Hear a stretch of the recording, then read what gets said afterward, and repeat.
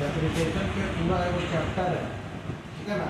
Depreciation का पूरा वो चैप्टर है वो पढ़ाएंगे आगे, लेकिन अभी आपको सिंपली जर्नल एंट्री करने के लिए करना है, जिसमें दो कंडीशन है, ठीक है। या तो कैश से घट आएगा या फिर आपके एसेट में घट आएगा, ठीक है ना। मान लीजिए एक तो इसका दो कंडीशन क्या है, या तो कैश डिक्रीज करके दिखाएगा, ठीक है, और नहीं तो फिर एसेट को डिक्रीज करना है, ठीक है।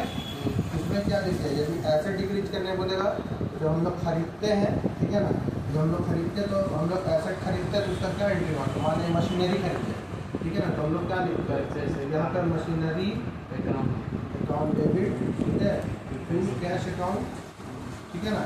मान के चलिए ये 500 का है, ठीक है ना। अब 1 साल बाद डेप्रिसिएशन चार्ज होगा इसमें, मान लीजिए इसका 100 का घटाना आपको, ठीक है, तो ये डेबिट में खड़ा है, तो घटाने के लिए क्या करेंगे, डेबिट यहाँ पे हमें लिख दिया टू मशीनरी अकाउंट, और ऊपर पूछेगा किस रीजन से घट रहा है, ठीक है ना। यहाँ पे 100 और पूछेगा ऊपर में किस रीजन से घट रहा है, तो किस रीजन से घट रहा है, तो यहाँ पर लिख देंगे डेप्रिसिएशन अकाउंट डेबिट, ठीक है, और ये एंट्री, ठीक है ना। आगे समझ में दिक्कत नहीं रहा है, क्लियर है, ठीक है। अब देखिए यदि सिंपल क्वेश्चन देगा और बोलेगा खाली उतना पैसा से कैश डिक्रीज कर दो, ठीक है ना, तो डेप्रिसिएशन एक्चुअली हम लोग क्या है, एक्सपेंस, ठीक है ना। आज क्योंकि हम लोग क्या करते हैं, कोई भी एसेट बिल्डअप खरीदते हैं एक ही बार पैसा लगाते हो, लेकिन ये रूल में ये नहीं लिखा हुआ कि आप वो एसेट को एक ही बार खरीद लिए, तो वो आपका 5 लाख का कार खरीदा तो 5 लाख रुपये खर्चा हो गया, ठीक है ना। वो खर्चा नहीं हुआ, खर्चा तब होगा जब आपको आप उसका यूज़ करते हैं, आप उसको कितना यूज़ करते हैं, ठीक है। तो कहने का मतलब है कि आप इसीलिए कैलकुलेशन ऑफ डेप्रिसिएशन पढ़ाया जाता है, कैलकुलेशन ऑफ डेप्रिसिएशन इससे पढ़ाया जाता है ताकि आप ये पता कर सकें कि वो 1 साल में, 1 महीना में, 1 दिन में कितना डेप्रिसिएट हुआ, जितना वैल्यू डेप्रिसिएट होगा आप उतना ही का यूज़ कीजिए एज अकाउंटिंग का, समझ में आया।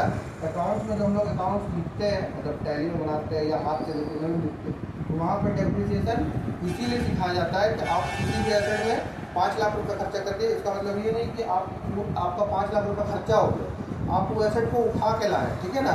अब यहाँ पे अकाउंटिंग कैलकुलेशन के हिसाब से ये पता करना होगा 1 साल में आप उस पर कितना यूज़ किए, ठीक है ना, तो आप जितना यूज़ किए उतना ही पे डेप्रिसिएशन चार्ज होगा, ठीक है ना। इसी को बोला जाता है कि 1 साल में इतना डेप्रिसिएशन चार्ज होगा। तो डेप्रिसिएशन क्या एक्सपेंस है, क्योंकि वो हमेशा होगा ना, इस साल भी होगा, अगले साल भी होगा, या महीना में कैलकुलेट कीजिएगा, इस महीना भी होगा, अगला महीना भी होगा, उससे अगला महीना भी होगा, ठीक है। तो डेप्रिसिएशन एक्सपेंस है, यहाँ पर आप लोग लिख लीजिए, ठीक है ना, एक्सपेंस है, इसीलिए एक्सपेंस का कौन सा भाई, तो डेबिट बैलेंस में डाल दिए और मशीनरी को उतना रुपये से घटा दिए, ठीक है। अब जैसे आप बुक में पूछिए तो यहाँ पे एसेट लिखा हुआ रहता है, एसेट इसलिए लिखा हुआ रहता है क्योंकि मशीनरी के लिए कुछ भी हो सकता है, फर्नीचर भी, फिक्सचर भी, ठीक है ना, कुछ जो भी एसेट हो, तो सारा एसेट पे यही एप्लीकेबल होगा, ठीक है, क्लियर है। अब मान लीजिए एकदम बेसिक सा क्वेश्चन पूछा है, जनरली क्वेश्चन में पूछा है कि आप 300 रुपये डेप्रिसिएशन चार्ज कीजिए, ठीक है ना। तो आपको मान लीजिए 300 रुपये डेप्रिसिएशन चार्ज करना है, या तो कैश घटेगा या बैंक घटेगा, क्लियर सब बात है, घटेगा ना।